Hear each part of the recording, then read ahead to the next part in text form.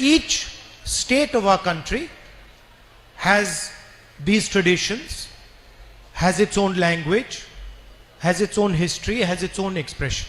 There is Malayalam, there is Tamil, there is Bengali, there is Gujarati.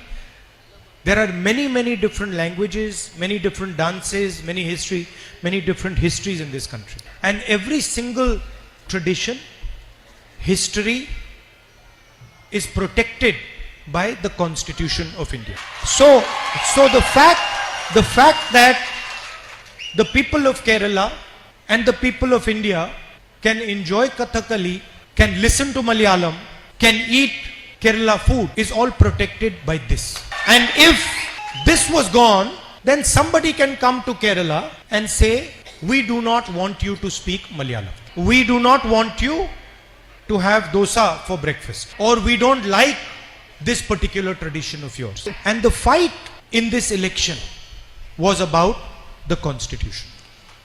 And it was on one side, millions of Indian people saying that we want our tradition, we believe in our language, we believe in our culture, we believe in our history, and we will define our future. And on the other side, the Prime Minister and Mr. Amit Shah, who said, no, if we want the people of Kerala to speak Hindi, then the people of Kerala will speak Hindi. If we want the Tamils to not to speak Tamil, then the people of Tamil Nadu will not speak Tamil.